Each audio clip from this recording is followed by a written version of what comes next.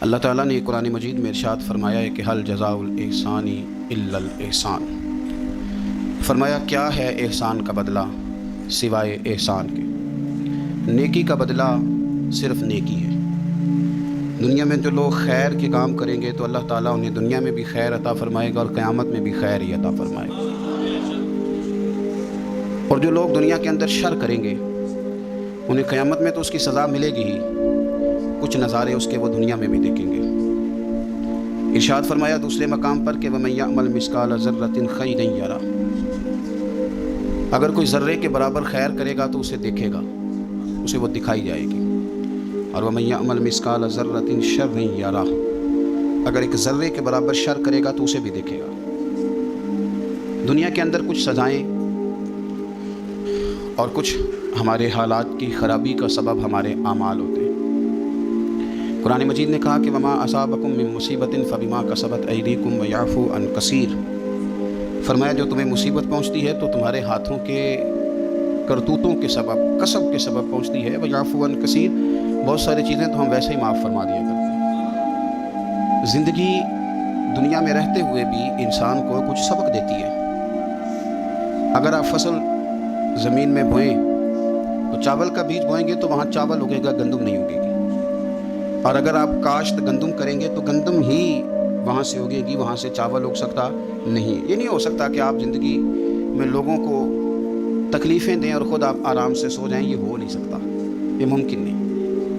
دو جملوں میں میرے نبی پاک صلی اللہ علیہ وسلم نے ہمیں بات سمجھا دی ہے۔ اللہ کے رسول صلی اللہ علیہ وسلم نے فرمایا کہ تم اللہ کے بندوں پہ رحم کرو، اللہ تمہارے اوپر رحم فرمائے گا، لیکن بندوں کے بارے میں بندوں کا رویہ سخت ہو، اس کا لہجہ رب کریم کے بندوں کے بارے میں تلخ ہو، اس کے دل میں رحم کے، کرم کے میٹھے جذبات ہی نہ سرے سے ہوں، اور وہ کہے کہ میرے بارے میں نرمی کی جائے، تو یہ ہو نہیں سکتا، یہ ممکن نہیں ہے۔ ہم کیا کرتے ہیں؟ ہم اپنے تھوڑی دیر کے سکون کے لیے بہت سارے لوگوں کو تکلیف میں مبتلا کرتے ہیں، بلکہ بعض لوگ تو ایسے ہیں جو دوسروں کو مصیبت میں دیکھ کر خوش ہوتے ہیں، ان کو کل بھی راحت نصیب ہوتی ہے، کسی شخص کو مشکل میں دیکھتے ہیں، پریشانی میں دیکھتے ہیں تو بڑا انہیں سکون میسر آتا ہے، اور میں نے دیکھا ہے کہ بغلے بجاتے ہیں اور وہ باقاعدہ دلائل دیکھا نا ہمارے ساتھ ایسے کرتا تھا تو آج اس کا کیا حال ہو گیا، باقاعدہ لوگ یہ کام کرتے ہیں۔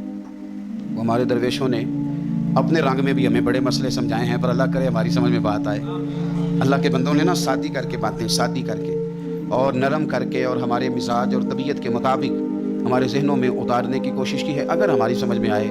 دیکھیں نا درویش کیا کہتے ہیں دشمن مرے تو خوشی نہ کریے، دلیل کیا ہے کہ سجنا بھی تو مر جانا ہے نا، یہاں تو یہ کہے نا کہ دشمن مر گیا تو دوست نہیں مرے گا، تو کس طرح سادہ کر کے اور عام فہم کر کے اور ذہن کے قریب جا کے بات سمجھاتے ہیں، کہتے ہیں کس بات کا چاؤ کر رہا ہے تو، دشمن مرے خوشی نہ کریے، وہ پیا سجنا بھی مر جانا ہے، ڈیگرتے دن آیا محمد اوڑک نو ڈوب جانا ہے۔ یہ تو کس چکر میں تو پڑا ہوا ہے؟ ترمذی شریف حضرت واصلہ بن اسکر رضی اللہ تعالیٰ عنہ حدیث کے راوی ہیں، یہ حدیث ضرور یاد رکھیے گا۔ میرے نبی پاک صلی اللہ تعالیٰ علیہ وسلم نے فرمایا اپنے بھائی کو مصیبت میں دیکھ کے خوشی کا اظہار نہ کرو، اسے تکلیف میں دیکھ کر کبھی خوشی کا اظہار نہ کرو، ورنہ حضور فرماتے ہیں اللہ اس پر رحم کر دے گا اور تمہیں اس مصیبت میں مبتلا کر دے گا۔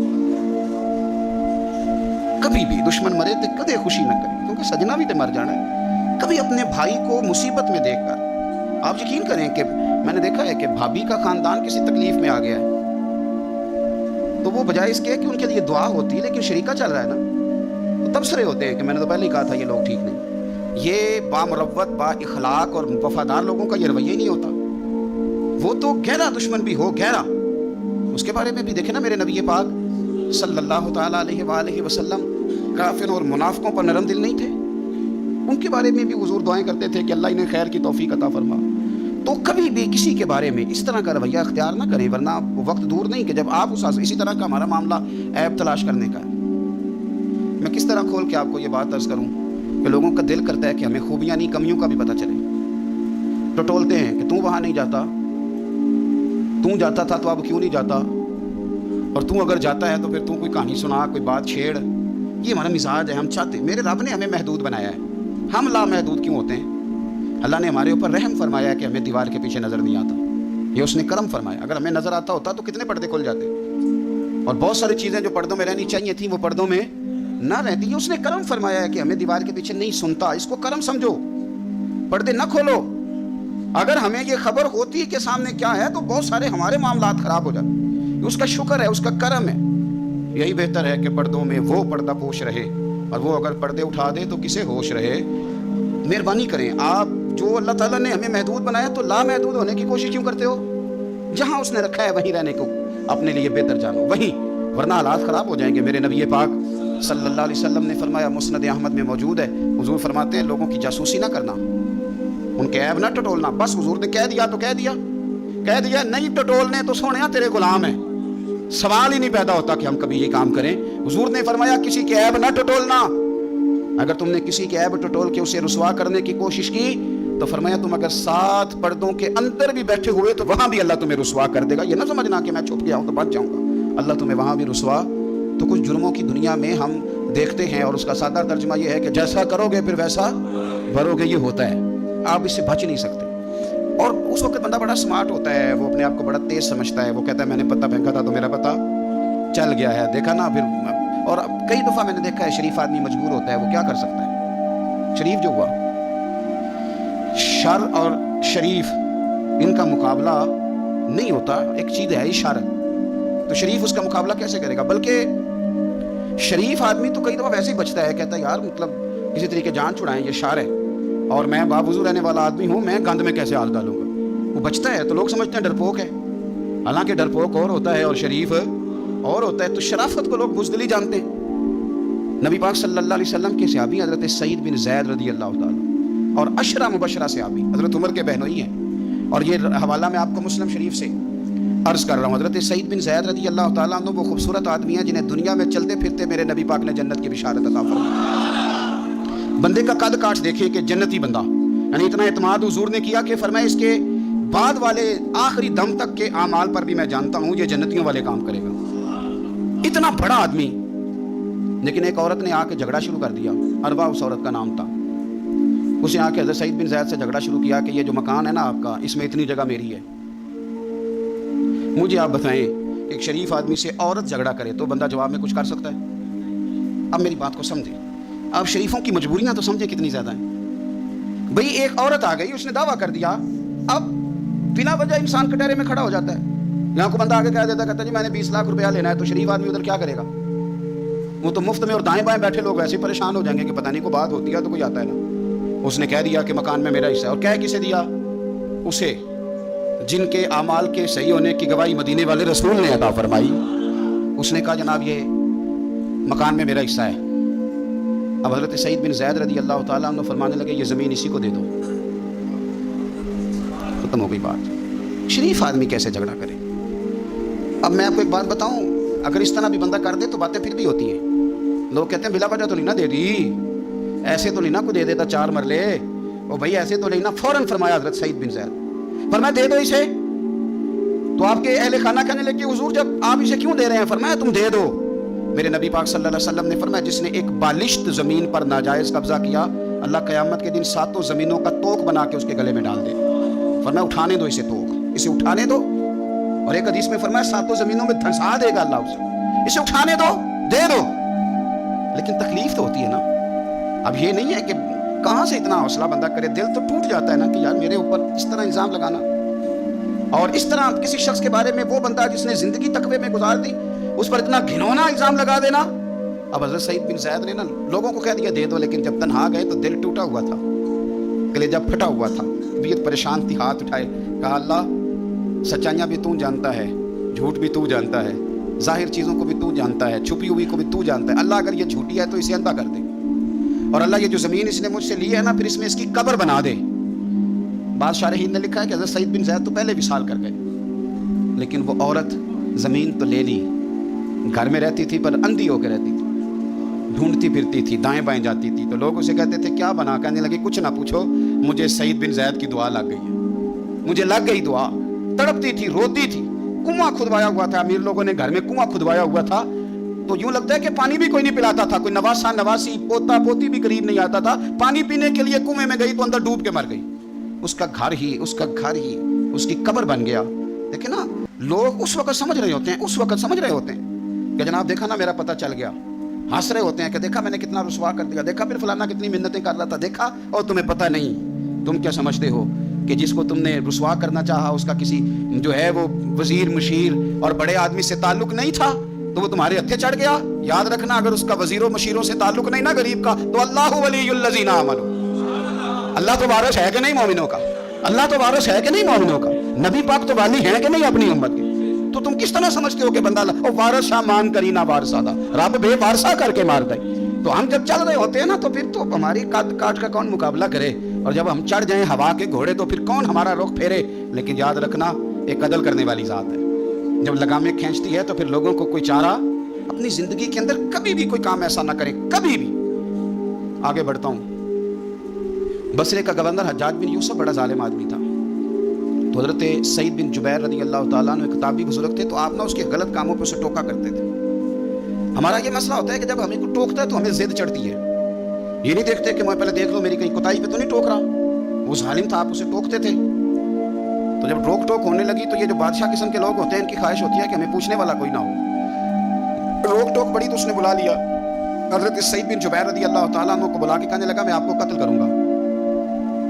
تو آپ فرمانے لگے جس طرح تو مجھے قتل کرے گا نا, میرا رب بھی تجھے اسی طرح ہی قتل کرے گا. اللہ والے تھوڑا کسی سے ڈرتے ہیں, وہ اسی طرح تجھے قتل کرے گا. کہنے لگا حضرت سعید بن جبیر رضی اللہ تعالیٰ عنہ سے کہ اگر آپ مجھ سے معافی مانگ لیں گے تو میں آپ کو چھوڑ دوں گا. تو آپ فرمانے لگے معافی تو میں روز مانگتا ہوں پر صرف اپنے رب سے, تجھ سے کاہے کی معافی مانگوں, کس بات کی تجھ سے معافی مانگوں. کہنے لگا پھر آپ باز جلاد سے کہنے لگا اسے قتل کرو. آپ نے ہنسنا شروع کر دیا. تو وہ کہنے لگا ہنستے کیوں ہو؟ فرمانے لگے تیری جرت پہ ہنس رہا ہوں کہ خدا کا کمزور بندہ ہو کے تو کس طرح کی جرت کے ساتھ باتیں کر رہا ہے کہ میں تجھے قتل کرا دوں گا. اس نے کہا پکڑو, اور غصے میں آ گیا, پکڑو اور انہیں قتل کرو. جب قتل کرنے لگے تو آپ نے منہ کعبے کی طرف کر لیا اور پڑھا انی وجہت وجہی للذی فطر السماوات والارض حنیفا وما انا من المشرکین. کعبے کی طرف منہ کر کے یہ دعا پڑھی تو کہنے لگا اچھا اس کا رخ پھیر دو کعبے سے. تو آپ کا جب رخ پھیرا تو آپ فرمانے لگے تو بڑا ہی بیوقوف ہے, فَإِنَّمَا تُوَلُّوا فَثَمَّ وَجْهُ اللَّهِ, تمہیں پتہ نہیں منہ جدھر بھی کرے اللہ ادھر ہی ہوتا ہے. تو بڑا بیوقوف ہے, تو کعبے سے رخ پھیر کے سمجھتا ہے کہ اللہ کوئی معاذ اللہ مقید ہے, ادھر رب تو ہر طرف ہے, جلوہ تیری ذات کا کو بکو ہے, میں جدھر دیکھتا ہوں ادھر تو ہی تو ہے, جدھر دیکھتا ہوں ادھر. جے میں تینوں اندر جانا تو پھر مقید جانا, تو جے میں تینوں باہر جانا تے اندر کون سمانا, اندر بھی تو ہے تے باہر بھی تو ہے تے بلا کون نمانا. فرمایا کہ بھئی ہر طرف ہی اللہ ہے. اب اس نے پتہ کیا کیا, آپ کو جب قتل کروا رہا تھا نا تو حضرت سعید بن جبیر نے ہاتھ اٹھایا کہ اللہ میرے بعد اسے کسی اور کو قتل کرنے کا موقع نہ دینا, میں اتنی بات کسی اور پر اسے مسلط نہ کرنا. حضرت سعید بن جبیر قتل ہوئے, شہید ہوئے تو اتنا خون بہا کہ خون بند ہی نہیں ہوتا, اتنا خون. وہ کہنے لگا وزیروں سے مشیروں سے طبیبوں سے کہ اتنا خون. وہ کہنے لگے بادشاہ یہ خون بتاتا ہے کہ یہ بندہ تجھ سے ڈر کے نہیں مرا, ورنہ تو تلوار بندے کے قریب آتی ہے تو خون خشک ہوتا جاتا ہے, ورنہ تو حکم ہوتا ہے سزائے موت کا تو لوگوں کے کپڑے ڈھیلے ہو جاتے ہیں, جسم کمزور ہو جاتا ہے. یہ بندہ نہ ڈر تھا اس لیے اتنا اس کا خون نکلا ہے کہ اسے کوئی ڈر نہیں تھا. حضرت سعید بن جبیر کو قتل کرنے کے بعد نا حجاج بن یوسف 15 دن زندہ رہا ہے, صرف 15 دن. کینسر ہو گیا پیٹ میں, اتنی تکلیف ہوئی کہ جس بیماری کو آج آپ کینسر کہتے ہیں کہ کسی کی سمجھ میں نہیں آتا تھا. طبیب گوشت کی بوٹی ڈالتا تھا دھاگے کے ساتھ پیٹ میں, تو باہر آتی تھی تو وہ گل سڑ کے باہر نکلتی تھی. اس کے اپنے بھی اس کے کمرے میں نہیں جاتے تھے. او یارو, ظلم کرتے ہوئے لوگ سوچتے نہیں کہ اس کا حساب کتنا بھیانک ہوگا. رات کو چیخ مار کے اٹھتا, گھر والے کہتے تجھے کیا ہوا؟ وہ کہتا تھا جب بھی میں سوتا ہوں تو سعید بن جبیر میری خواب میں آتے اور میری ٹانگ پکڑ کے گھسیٹتے ہیں تو میری آنکھیں کھل جاتی ہیں. یہ جو بددعائیں ہیں یہ تمہارے بستر تک تمہارا پیچھا کرتی ہیں, یہ نیندوں میں سوراخ کر دیتی. لوگ کہتے ہیں پتہ نہیں کیا بات ہے, سویا نہیں جاتا. تو میں کہتا ہوں پتہ کر لو, شاید کو بات نکل ہی آئے. پتہ کر لو, دیکھ لو, غور کر لو, توجہ کر لو, شاید کو بات نکل آئے. اگر نکل آئے نا تو پھر توبہ کر لو, اور اگر نکل آئے تو پھر معافی مانگ لو. اگر نکل آئے تو پھر اللہ سے ڈر جاؤ, اگر نکل آئے تو پھر احتیاط کر جاؤ. لیکن باتیں نکلنے پر بھی ہم ماننے کو تیار. تو یہ مت سمجھیں کہ جب انسان کسی کا ظلم کرے گا تو وہ چین کی نیند سوئے گا. یہ ہو سکتا, جیسا کرو گے پھر ویسا, جیسا کرو گے پھر ویسا. مجھے بڑی ایک شخص کی, اور میں اس بندے کو داد دیتا ہوں, اس نے بڑی اعلیٰ ایک دفعہ بات کی. مجھے کسی نے بتایا کہ یہ فلانا آدمی اپنے باپ کا بڑا سخت نافرمان ہے. تو میں چلا گیا اور مجھے پتہ چلا کہ وہ بیچارے جو ہیں اس کے والد وہ تکلیف میں ہیں. تو میں نے جا کے ان سے کہا کہ آپ مہربانی کریں اس بچے سے کہ اپنے ابے کو راضی کر. تو مجھے کہنے لگا پیر صاحب آپ کے آنے کا شکریہ, پر یہ جو کر رہا ہے ٹھیک کر رہا ہے. میں نے کہا کیوں؟ کہنے لگے میں نے اس سے بڑھ کر اپنے ابا کو ستایا ہے، یہ ٹھیک کر رہا ہے۔ وہ روتا تھا شخص، وہ روتا تھا، کہتا تھا میں نے اس سے زیادہ زیادتیاں کی ہیں، تو یہ جو میرے ساتھ کر رہا ہے نا یہ صحیح کر رہا ہے، یہ میری بہو کے سامنے جب مجھے برا بھلا کہتا ہے تو یہ میری سزا، یہ میرا بنتا تھا، میرے ساتھ ہونا چاہیے تھا۔ یہ اپنے بچوں کے سامنے جب میرے ساتھ سخت رویہ اختیار کرتا ہے تو یہ جو ٹھیک کر رہا ہے جو بھی کر رہا ہے۔ لیکن میں نے اس کے بیٹے کو کہا، میں نے کہا پتر جہاں تیرا والد آج کھڑا ہے تو بھی کل یہیں کھڑا ہونا چاہتا ہے، تیرا بھی ارادہ ہے کسی جگہ کہ ہم کل تجھے کھڑا کیا جائے اسی کٹہرے میں؟ کہنے لگا نہیں۔ تو میں نے کہا پھر تو اللہ پہ چھوڑ، تو کس چکر میں پڑ۔ آپ یقین کریں، آپ سکون دیں، دل پہ ہاتھ رکھ کے اپنے آپ سے پوچھ لو کہ ماں باپ جن کے چلے گئے وہ راضی گئے؟ نہ کسی کو بتانا، نہ کسی سے ذکر کرنا، وہ اپنے آپ سے پوچھ لو۔ اگر وہ راضی نہیں گئے تو پھر قبروں پہ جاؤ، پھر ان کے لیے دعائے مغفرت کرو، پھر قبر پہ ہی بیٹھ جاؤ، میرا رب تو وہاں بھی تمہاری صلح کرانے کو تیار ہے، وہاں بھی کرم کر دے گا اللہ۔ اور جن کے موجود ہیں وہ تھوڑی غور کر لیں، وہ ایک دفعہ پلٹ آئیں، واپس آ جائیں۔ آپ جب کسی سے پیار کر رہے ہوتے ہیں بوڑھے سے تو آپ اپنا بڑھاپا محفوظ کر رہے ہوتے ہیں، جب آپ قدر کر رہے ہوتے ہیں تو آپ اپنی قدر کے لیے آنے والا اپنا مستقبل محفوظ کر رہے ہوتے ہیں۔ اپنی زندگی کے لب و لہجوں پہ، اٹھنے بیٹھنے پہ غور کرو۔ میں بڑی ذمہ داری سے کہتا ہوں، ادھر دیکھنا میری طرف، بیٹیاں بڑی پیاری ہوتی ہیں اور ان کے سسرال سے جب ٹیلی فون آتا ہے نا اور یہ رو پڑتی ہیں کہ ابا جان بھائی جان میں تکلیف میں ہوں، تو آپ یقین کرنا کہ پھر نا شاید زندگی میں بندہ اتنا مجبور کبھی نہیں ہوتا جتنا بیٹی کے فون پہ ہو جاتا ہے۔ کر بھی کچھ نہیں سکتا اور رہ بھی نہیں سکتا، تو پھر تھوڑی نیکی نہ کر لیں؟ جس بیٹی کو ہم کر لائے ہیں اس سے پیار شروع کر دیں، ہم اس کی غلطیوں کو معاف کرنا شروع کر دیں تاکہ کوئی ہماری بیٹی کی غلطیوں کو بھی معاف کرنا شروع کر دے۔ یہ سودا ہم کیوں نہیں کرتے؟ میرے نبی پاک علیہ السلام نے فرمایا تو رحم کر، اللہ تیرے اوپر رحم کرے گا۔ تو ہم کیوں نہ یہ کام شروع کریں کہ جو ہمارے ہاں ہے اس کے ساتھ اپنا رویہ ٹھیک کر لیں، تو پھر دیکھیں معاملات کتنے تیزی کے ساتھ بہتر ہوں گے۔ تو میرے عزیز، یہ مکافات عمل ہے، بڑی جلدی حساب دینا پڑتا ہے، بڑی جلدی، اور ایسے ہی لمبا وقت نہیں بیتتا، بس تھوڑا سا۔ بخاری شریف میں حضرت خباب بن ارت رضی اللہ تعالیٰ عنہ ایک صحابی ہیں، غریب آدمی تھے، اللہ نے کرم فرمایا، مدینے والے رسول کا کلمہ پڑھ گئے، اور یہ وہ خوش قسمت آدمی ہے جنہیں کبھی کبھی میرے نبی پاک خود ملنے تشریف لے جایا کرتے۔ میں نے سنا ہے وہ بن سنور کے میری عیادت کو آ رہے، تو کبھی کبھی حضور بھی سرکار بھی چر ہویا نا مینوں ترلے لیندے ہاں تے کدی موڑ میرے ول واگا تے خواب میری چ ایک وار جاویں میں ساری عمر نہ جاگاں، تو سرکار کبھی کبھی جاتے۔ اور یہ وہ صحابی، یہ دو بندے ایسے تھے صحابہ میں جن کو حضرت عمر اٹھ کے ملتے تھے، اور جب یہ دو لوگ آتے تھے تو عمر اپنی جگہ پہ بٹھاتے تھے، ایک حضرت خباب اور دوسرے سیدنا بلال، فرماتے تھے انہوں نے تکلیفیں سہی ہیں دین کے لیے۔ حضرت خباب لوہے کا کام کرتے تھے، ان کی مالکن عمار بڑی سخت عورت تھی، لوہے کا کام کرتے تھے، حضور صلی اللہ علیہ وسلم کا کلمہ پڑھ گئے۔ ایک دن مالکن کو پتہ چل گیا کہ یہ تو دین اسلام میں چلا گیا، تو وہ آئی بڑے غصے میں باولی ہو کر، اور آپ نے رکھا ہوا تھا وہ لوہے کی سلاخ آگ میں رکھی ہوئی تھی، تو اس نے جلدی سے وہ سلاخ اٹھائی اور جناب خباب کے سر پہ رکھ دی۔ جلتی ہوئی سلاخ وہ آگ کا انگارہ بن جاتی، جل گیا سر مبارک۔ بڑی تکلیف میں آئے میرے رسول پاک صلی اللہ علیہ وسلم کے حضور، عرض کی حضور میں تکلیف میں ہوں، میرے لیے دعا فرمائیں۔ حضور نے کیا جملے کہے، قربان جائیں مدینے والے کی دعاؤں پر، حضور کی دعا پر بھی قربان۔ اور میرے اعلیٰ حضرت فرماتے ہیں جب نبی پاک دعا کرتے تھے تو دعا اوپر نہیں جاتی تھی، قبولیت نیچے آ جاتی تھی۔ خدا کی رضا چاہتے ہیں دو عالم، خدا چاہتا ہے رضائے محمد صلی اللہ علیہ وسلم۔ اجابت کا جوڑا، عنایت کا صحرا، دلہن بن کے نکلی دعائے محمد، اور اجابت نے جھک کر گلے سے لگایا بڑی ناز سے جب دعائے محمد صلی اللہ علیہ وسلم۔ تو رسول پاک صلی اللہ علیہ وسلم نے دعا کی، اور دعا کیا کی حضور نے؟ نبی پاک نے دعا دی، اے اللہ میرے خباب کی مدد فرما، اے اللہ میرے خباب کی۔ دعاؤں کا رنگ ہوتا ہے اگرچہ ہمیں نظر نہ بھی آئے۔ حضور نے دعا کر دی۔ اب حضرت خباب کہتے ہیں کہ اس دعا کا رنگ میں سوچتا تھا، لیکن نا مکے کے حالات ہیں اور زیادہ کثرت سے تعداد کافروں کی ہے اور طاقت میں بھی کافر ہیں، اسلام پہ بظاہر غربت ہے، اب اس دعا کا رنگ کیسے نظر آئے؟ لیکن اگر کرم کرنے والا اللہ ہو تو پھر ضروری نہیں کہ ظاہری اسباب لوگوں کی نظر میں آئیں، پھر وہ رنگ بنا لیتا ہے، پھر وہ ساری رحمتیں خود بخود فرما دیتا ہے۔ حضرت خباب کہتے ہیں وہی میری مالکن عمار بیمار ہو گئی، اتنی بیمار ہوئی، اس کے سر میں کوئی درد اٹھا، اتنی تکلیف کہ ہر طبیب ہر حکیم ہر جگہ گئی، جب کوئی نتیجہ نہ نکلا تو ایک طبیب نے اسے بتایا کہ سلاخ گرم کر کے نا تو سر پہ لگوایا کر، تجھے آرام آئے گا۔ تو آپ فرماتے ہیں پھر ایک دن وہ گھر آئی اور گھر آ کے مجھے کہنے لگی لوہے کی سلاخ اچھی طرح آگ میں تپا کے نا تو میرے سر پہ رکھ۔ کہتے ہیں لوہا تپ رہا تھا، میں پکڑ رہا تھا، اس پہ سر پہ رکھ رہا تھا اور مدینے والے رسول پہ درود و سلام پڑھ رہا تھا۔ میں گویا میری توجہ حضور کی اس دعا کی طرف چلی گئی جو سرکار نے فرمائی، کہ یہ انداز ہے قبولیت کا، یہ انداز ہے کہ کوئی جنگ نہیں کرنی پڑی، کوئی بہت زیادہ انقلاب، بس حضور نے دعا کر دی اللہ اس کی مدد فرما۔ تو کچھ فیصلے اللہ پہ بھی چھوڑ دینے چاہیے۔ بڑی جلدی رب کریم وہ فیصلے فرما دیتا ہے اور بڑی جلدی انصاف ہوتا ہے. ہم لوگ نا احتیاط نہیں کرتے، نہ بولنے میں، نہ چلنے میں، نہ بات کرنے میں. نہ ہم دیکھتے ہیں کہ بندہ کس کیٹیگری کا ہے، نہ ہم نے سفید داڑیاں دیکھنی ہے، نہ ہم نے علم دیکھنا ہے، نہ ہم نے کوئی دین کی نسبت دیکھنی ہے، نہ ہم نے تقویٰ دیکھنا ہے. کیونکہ اس وقت میرے ذہن کو بات چڑھ گئی ہے تو ہم نے کر کے چھوڑ دی. ہم نے اسٹیٹس بھی نہیں دیکھنا کہ بندہ سامنے جو ہے اس کا معیار کس لحاظ کا ہے.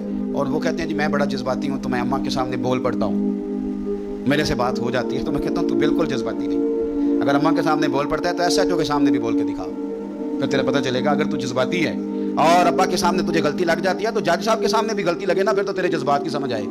لیکن یہ غصہ بڑا سیاںا ہے. تو میں بات ٹھیک کر رہا ہوں اور میری بات پہ اچھی طرح توجہ کریں. غصہ ہمارا بڑا سمجھدار ہے. تگڑے بندے پہ آتا، ایک ماڑے بندے پہ آتا ہے. غریب آدمی سمجھدار غصہ ہے. اوہو اتنا یہ غصہ عقل مند ہے، اتنا سمجھدار ہے کہ یہ جناب حد ہو جاتی ہے بات کرتے ہوئے. اور میرے ابا جی بڑی سادی مثالیں کبھی کبھی مجھے سمجھاتے تھے تو میں بڑی بات کو سمجھتا تھا. وہ کہتے تھے کہ ہم دیہاتی لوگ بھی عجیب ہیں، گالیوں پہ لڑ پڑتے ہیں اور اتنی لمبی لڑائی ہوتی ہے کہ بات تھانے جاتی ہے. تو جس گالی کی وجہ سے ہم نے ایک دوسرے کے سر پھوڑے ہوتے ہیں وہ جا کے تھانے ہمیں 2500 گالیاں کھانی پڑتی ہیں. یہ ہمارا عجیب بیوقوفوں والا عمل ہے کہ جس بنیاد پہ یہاں لڑے تھے. میری بات کی سمجھ آ رہی ہے آپ حضرات؟ تو وہ پھر بڑی رسیلی سجیلی بات کرتے ہیں. میرا خیال ہے ہم سے محکموں والے لوگ کیا کرتے ہیں. تو غصہ بڑا ہمارا عجیب و غریب قسم کا ہے. اسی طرح کا دکانداروں کا مسئلہ ہے. پائیا چینی والے پہ غصہ آتا ہے جس نے پاؤ لینی ہو، ہے نا جی، یا اس پہ غصہ آتا ہے جس نے ادھار لینا ہو.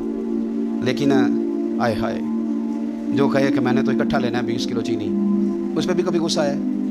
اگر وہ کہہ دے توڑا ٹھیک نہیں، آتا ہے غصہ، کہتا میں اندر سے نیا لے کے آتا ہوں. میں نے تو ڈاکٹروں کا یہ حال دیتا ہے، ڈاکٹروں کا. آپ یقین کریں یہ میں نیچے سے شروع ہوا ہوں اور اگر آپ مجھے تجزیہ بیان کرنے کا کہیں گے تو میں بڑا اوپر تک جاؤں گا. میں نے ڈاکٹر دیکھے ہیں، ڈاکٹر حضرات غریب آدمی بیچارہ نا جس کی کوئی سفارش آ گئی ہے کہ یہ غریب ہے تو ڈاکٹر صاحب چلو 500 روپیہ چھوڑ دیں. اب ڈاکٹر کا دل بڑا پریشان ہوتا ہے کہ یہ جا کیوں نہیں رہا، آ کیوں گیا ہے. اور اگر اس کو پتہ چل جائے کہ جس شخص کے ساتھ میں نے ڈاکٹروں کو خود فون کرتے دیکھا ہے کہ آپ کی اپوائنٹمنٹ تھی آپ آئے کیوں نہیں، اس لیے کہ اس کا سٹیٹس بڑا ہے. یہ آپ کی اخلاقی کمزوری ہے، آپ کمزور ہیں اخلاقی طور پہ، اس طرح آپ کرتے ہیں. تو یہ ہمارے سمجھدار جذبات، سیانے غصے اور ہماری ناراضگیاں، ان کے روپ، اس سے بچیں. کوشش کریں زندگی میں کبھی کسی پر الزام نہ لگائیں. میرے رسول پاک صلی اللہ علیہ وسلم نے فرمایا کسی بندے کے لیے جھوٹا ہونے کے لیے اتنا ہی کافی ہے کہ سنی سنائی بات آگے کر. ہم تو تیزی سے کہانی ہوتی بھی نہیں بنا لیتے ہیں اور کہہ دیتے ہیں کوئی بات ہوتی ہے تو کوئی کرتا ہے نا جی. میرا تجربہ یہ ہے کہ بہت ساری باتیں نہیں ہوتی، لوگ پھر بھی کرتے ہیں، ہوتی نہیں سرے سے اور لوگ کرتے ہیں. حضرت سعد بن ابی وقاص رضی اللہ، یہ بھی بخاری کتاب الاذان میں آپ کو روایت ملے گی. یہ عشرہ مبشرہ سے آبی ہیں اور نبی پاک صلی اللہ علیہ وسلم نے ایک مقام پہ فرمایا تھا جب یہ بیمار ہو گئے اور پریشان ہو گئے کہ پتہ نہیں تندرست ہوں گا بھی کہ نہیں، تو حضور نے فرمایا سعد فکر نہ کر، اللہ شفا دے گا اور تیری وجہ سے اسلام کا فائدہ کرے گا اور کفر کا نقصان کرے گا. میں نے کہا کہ ڈائریکٹ آ کے کوئی بندہ الزام لگا لے تو شریف آدمی بھلا جواب کیا دے اس کو. اور پھر بڑا مشکل نہیں، جس نے کچھ نہ کیا وہ بیچارہ وضاحتیں دیتا پھرے، یعنی کوئی جرم نہیں کیا اور اسے وضاحتیں، اسے کٹہرے میں کھڑا ہونا پڑتا ہے. یہ کوئی تھوڑی سزا ہے. لیکن لوگ کر دیتے ہیں بلا وجہ، بغیر سبب کے، بغیر کسی وجہ کے کر دیتے ہیں. ہم سوچتے ہی نہیں، ہمارا ذہن ہی نہیں، ہمارا رویہ ہی نہیں. اور چونکہ میرا تھوڑا سا تعلق ہے اس شعبے سے تو بڑی دیدہ دلیری کے ساتھ لوگ آ کے کہتے ہیں حضرت صاحب بس وہ جب سے بہو لے کے آئیں تو تویز بڑے کراتی ہے. تو میں نے کہا کہ آپ نے کبھی دیکھا ہے بیچاری کو کراتے؟ اور اس سبب سے ایک میں نے رپورٹ پڑھی کہ مار مار کے بحال کر دیا خاوند نے کہ تویز کراتی. پہلی تو بات یہ ہے کہ تویز، آپ نے یہ کیسے سمجھ لیا کہ تویز اتنی جلدی اثر کر دیتا ہے؟ جادو کے اثرات کا انکار نہیں ہے، پر کیا آپ نے وہ حدیث نہیں پڑھی کہ سورۃ بقرہ پڑھیں تو جن بھی دوڑ جاتا ہے، شیطان بھی دوڑ جاتا ہے؟ کیا وہ ہمارے لیے کافی نہیں کہ سورۃ فلق اور ناس پڑھ کے سو جاؤ تو جادو اثر نہیں کرتا؟ ہمارے لیے کافی نہیں؟ ہم کیوں اتنے زیادہ کمزور نظریات کے مالک ہو گئے کہ شک کی بنیاد پر پیٹ دیا بہت زیادہ کہ تویز کراتی ہے؟ یہ اتنی کمزوری مسلمان کے نظریے میں کیسے آ؟ لیکن اب الزام اس طرح کے لگایا جائے جن کا کوئی وجود ہی نہ ہو، کوئی وجود ہی نہ ہو.